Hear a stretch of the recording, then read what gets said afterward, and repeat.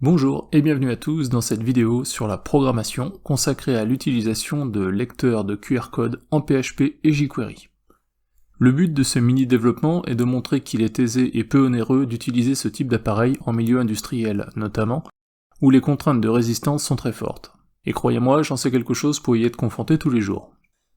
Le but est donc la création d'une interface web avec des QR codes qui seront lus à l'aide d'un pistolet scanner comme celui-ci.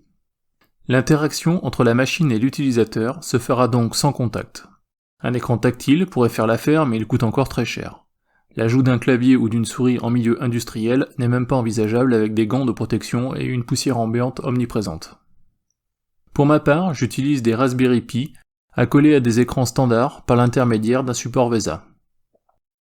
Malgré la poussière et des chaleurs parfois extrêmes à plus de 50 degrés, je n'ai jamais eu à déplorer un seul écran en panne, ni même un Raspberry Pi depuis 3 ans. Revenons à ces pistolets scanners. Il en existe principalement deux types, 1D ou 2D, c'est-à-dire à une seule dimension ou à 2 dimensions.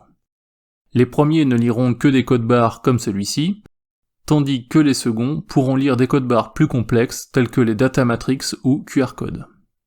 La capacité de stockage de caractères de ces derniers nous intéressera tout particulièrement.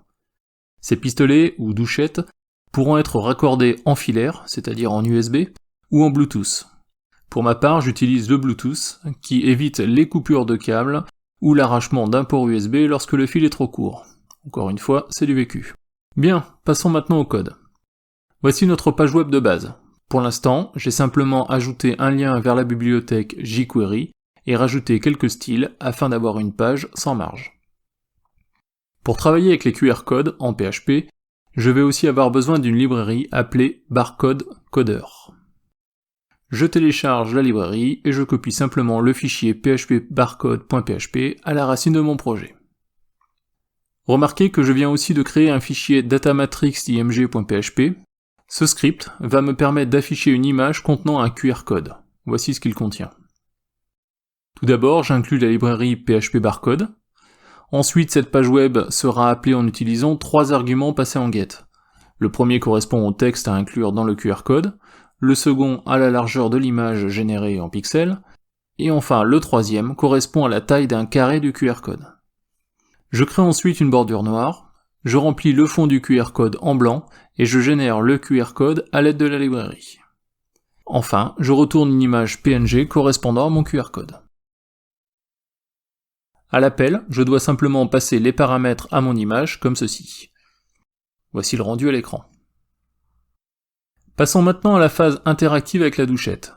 Il faut tout d'abord savoir qu'un pistolet scanner se comporte comme un clavier. Lorsqu'il lit un code, il se contente d'envoyer la série de caractères comme si un opérateur les tapait à toute vitesse.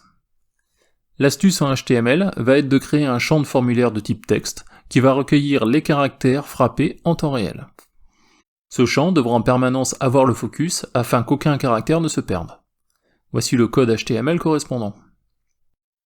J'ai laissé notre QR code Hello World, mais j'ai rajouté notre fameux champ texte que j'ai appelé douchette.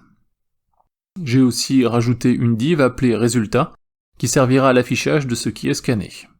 Lorsque la page HTML est chargée, j'appelle la fonction lecture douchette toutes les secondes pour vérifier si quelque chose a été saisi.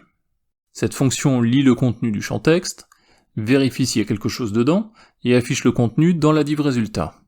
Vide ensuite le contenu du champ texte en attente d'une autre saisie, et enfin, redonne le focus au champ. Voilà ce que ça donne en action. J'ai donc à l'écran mon QR code Hello World, avec en dessous le champ texte, avec un curseur en attente de saisie. Je scanne maintenant le QR code, et le résultat s'affiche dans la div.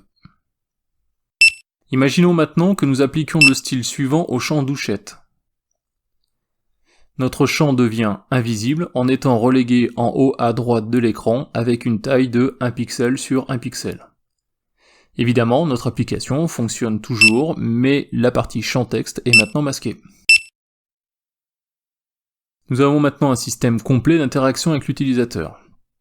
Imaginez que votre QR code ne contienne pas Hello World, mais retour menu, ou déclarer panne, ou bien encore pièces défectueuses. Il suffira alors de tester tous ces codes dans la fonction lecture douchette pour orienter l'utilisateur vers la bonne page. Voici en vidéo ce que cela donnerait. L'opérateur peut saisir des pièces bonnes ou mauvaises et le taux de rebut est mis à jour. Bien entendu, cette application pourra aller beaucoup plus loin en enregistrant les numéros des pièces bonnes dans une base de données. Comme d'habitude, vous trouverez le code source complet de cette application dans la description de cette vidéo. Cet exemple vous montre que l'on peut réaliser une interface homme-machine sans contact et à moindre coût. Elle peut être généralisée à tout type de projet, hôtesse de caisse dans un supermarché, outils d'inventaire, interaction avec une machine, comme dans notre exemple, etc., etc. Voilà, j'espère que cette vidéo, un peu plus basée terrain, vous aura plu. Si c'est le cas, n'oubliez pas le pouce vers le haut et le lien pour s'abonner si ce n'est déjà fait. Vous pouvez aussi me laisser un petit commentaire pour me dire si vous souhaiteriez à l'avenir d'autres vidéos de ce type.